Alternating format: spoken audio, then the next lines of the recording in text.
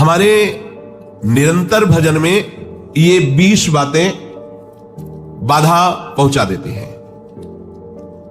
यदि हम अखंड भजन करना चाहते हैं, हमारा निर्दोष भजन हो, तो इन 20 बातों से बचना चाहिए। सबसे पहला, इन 20 विघ्नों में आराध्य देव गुरुदेव के प्रति अश्रद्धा, अरुचि पैदा करवा दे ऐसे बहिर्मुख कुसंगी का संग नहीं करना, चाहे वो स्त्री शरीरधारी हो, चाहे वो पुरुष शरीरधारी हो, या कोई विषय ही क्यों ना हो। अगर इतनी चतुराई नहीं तो फिर भजन बाधित हो जाएगा। दूसरा, अधिक बोलना। अधिक बोलना ये भजन में बहुत बड़ा विघ्न पैदा कर देगा। कैसा? सबसे अधिक पाप वाणी से बनता है। अधिक बोलने से मिथ्या भाषण निकल जाएगा, अधिक बोलने से किसी की निंदा निकल जाएगी, ये आपके लिए हानिकारक होगा। ये हमारे जिह्वा में नाम भगवान को प्रकाशित नहीं होने देंगे, मंत्र में रुचि नहीं हो पाएगी। अधिक बोलना। तीसरा है नवीन नवीन भोगों को भोगने की इच्छा रखना। अगर हमारी इंद्रियां, हमारा मन विषय सेवन में ही बना रहा तो भगवदानंद किससे हम अनुभव करेंगे? कैसे हम भगवत चिंतन में तन्मय होंगे? बिना तन्मयता के आराध्य देव की अनुभूति नहीं होती। चौथा, अधिक सोना। जो बहुत नींद लेते हैं तो तमोगुण की अधिकता के कारण भजन नहीं बनता है।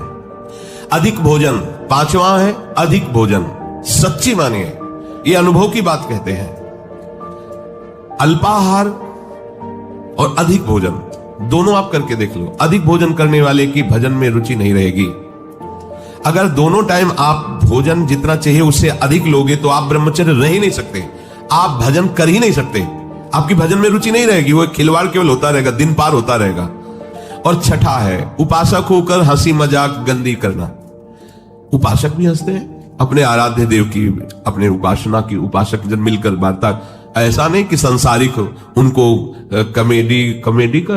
कॉमेडी उनको सुन के हंसना पड़े, उनको वो प्रोग्राम देखना पड़े कि हाँ चल रहा है कॉमेडी को हम हंस रहे हैं, ये साधना है क्या?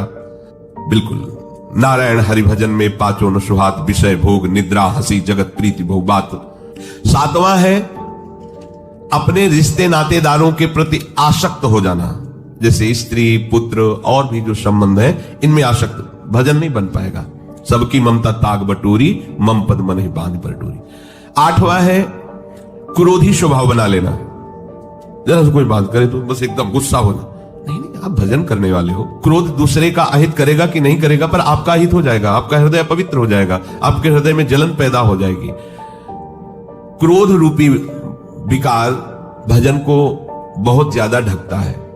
पूज्य श्री बात बुढ़िया बाबा जी महाराज, 1 महीने में अगर कस के एक बार गुस्सा आ गई तो 1 महीने का भजन ढक जाएगा, वो भागवतिक तेज प्रकाशित नहीं हो पाएगा। और 12 बार साल में गुस्सा आ गई तो पूरे साल का भजन ढक गया। और यहां दिन में 12 बार आ जाता होगा गुस्सा। ये ऐसा कैसे, ऐसा कैसे? गुस्सा नहीं करनी, क्रोध नहीं आने देना अंदर से। 9वां है हिंसा करना। हिंसा वाणी से भी होती है, मन से भी होती है और शरीर से भी होती है। शरीर से हिंसा करना तो साधक मार्ग में बहुत ही निंदनीय है। वो तो शायद ही कोई ऐसा मूर्खतावश कर दे, नहीं तो नहीं करेगा, क्योंकि वो साधक मार्ग में चल रहा है। उपासना मार्ग में काहे कि किसी जीव की हत्या करेगा। वाणी से वो भी चूक कर सकता है। किसी को ऐसे दुखद वचन, जाओ भोगोगे, ये भी दंड है ना, ये भी आप हिंसात्मक वचन बोल रहे हैं। अगर आप भजन करते हैं और आपका वचन लागू हो गया, जाओ भोगो, तो आपने उसके लिए विधान कर दिया ना दुख का। तो साधु से होए न कारज हानि। साधु तो परहित परम मंगल करने वाला होता है, उसके दुख का विधान कैसे करें? और मन से होता है कि जब कोई हमारी प्रतिकूल चलता है तो एक जलन होती है, उस जलन में हमारे अंदर निकलता है, भोगोगे तुम, फिर आगे चल करके तुम देख लेना तुम्हारी दुर्गति होगी, तुम अमुक कष्ट पाओगे, जाओ ऐसा ऐसे। वो जो मन है ना वो अपने आप संकल्प करता है, तब इसको समझ में आएगा कि ये जो हमारी प्रतिकूलता कर रहा है ना, तब इसको समझ। ये सब बातें नहीं होनी चाहिए। अगर ये बातें हैं तो आपकी भजन में टांग टूट जाएगी आपकी, आप भजन की चढ़ाई पे नहीं चढ़ पाएंगे। ये टांग तो सुरक्षित बनी रह जाए, लेकिन भजन की चढ़ाई आप नहीं चढ़ पाएंगे, आप फिसल जाएंगे। जो दूसरे का तनिक भी अहित सोचता है, वो दूसरे का अहित हो या ना हो, तुम्हारा उसी क्षण से अहित शुरू हो गया, उसी क्षण से तुम्हारा हानि शुरू हो गया। 10वां है काम विकार। ये चाहे कर्म मार्ग का प्रतीक हो, कर्मयोग, भक्ति योग, ज्ञान योग, ये तीनों मार्गों में अपना एक छत्र बाधा का राज्य उपस्थित करता है काम। ये छोटी मोटी शक्ति नहीं, चाहे ज्ञान मार्ग में हो, चाहे कर्मयोग मार्ग में हो, चाहे भक्ति योग मार्ग में हो। ये ऐसा भागवतिक सैनिक है कि हर जगह इसका प्रवेश है, विघ्न पहुंचाने की इसमें ताकत है। इसीलिए सब इससे डरते रहते हैं। अगर इससे डरते रहोगे तो निर्भय हो जाओगे। 11वां, अपनी निंदा होने पर सहन न करना। ये जो हमारी निंदा करने वाले हैं, ये जो हम केवल भोग कर ही उसका समन होता, उस पाप को, उस अपराध को अपनी निंदा जिह्वा से, संतों ने कहा मां से भी ज्यादा ये दुलार करते हैं। मां तो हाथ से मल साफ किया होगा, ये हमारे उस कर्म जनित मल को वो जिह्वा से साफ कर देते हैं निंदा करके। तो निंदा जब हमारी हो रही हो, अपमान हो रहा हो, तो हमें सहन करना चाहिए। हमारे बहुत बड़े बुरे प्रारब्ध का वो निवारण कर रहे हैं। और 12वां है, स्वयं दूसरों की कभी निंदा ना करना और ना सुनना। देख लो, ये भजन के विघ्न है। अपनी जबान से किसी की निंदा नहीं करना, अपने कान से किसी की निंदा नहीं सुनना। और 13वां है, शौकीनी। कोई भी वस्त्र, खान पान, कुछ भी शौक के लिए नहीं होना चाहिए। आज इस रंग का चप्पल तो कल उस रंग का जूता, तो इस रंग का मुफलर तो इस रंग की जैकेट, ये परमार्थ के पति के नहीं।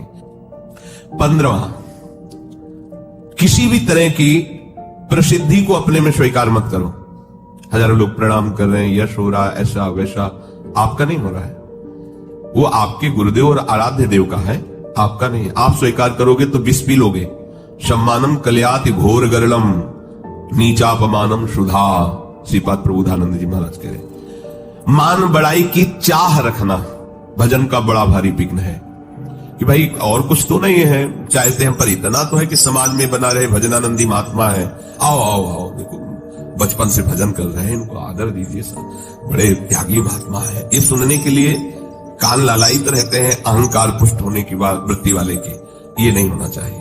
जब कोई तुम्हारी बड़ाई करने लगे तो तुम्हारे हृदय में एक संकोच जनित चुभन होनी चाहिए। क्यों व्यर्थ की बात कर रहे हो? अंदर से लगना चाहिए, बनावटी नहीं, अंदर से आना। और सच्ची बात है, सच्ची बात।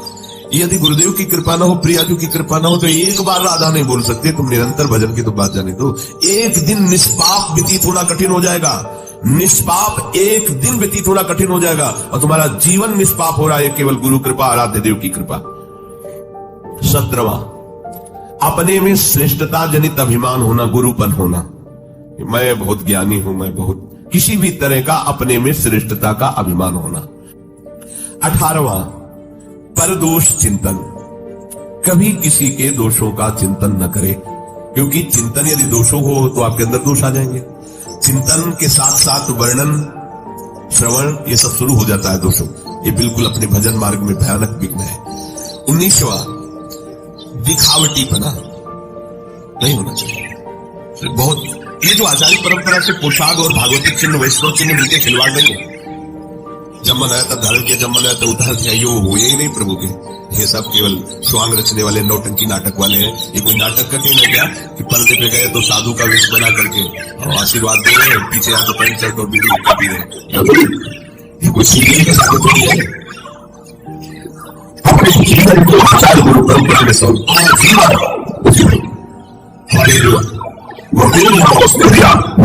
उपासना दी, भागवतिक चिन्ह दी, उसी के अनुसार में चला। दिखावटी नहीं होना चाहिए।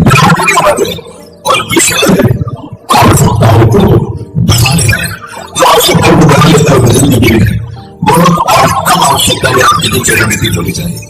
आपका भोजन, आपका वस्त्र, आपका प्रकृति का प्रयोग कम होना चाहिए। जितना प्रकृति की भोक्ता बनेंगे उतनी प्रकृति आप पर शासन करेगी, अधीन हो जाएंगे। और जितना प्रकृति से कम से कम होगी और जीवन साधन के लिए उसको स्वीकारने की भजन करेंगे तो प्रकृति आपको मुक्त कर देगी। प्रभु की तरफ बढ़ो और जो प्रकृति ये 20 दोष भजन में भारी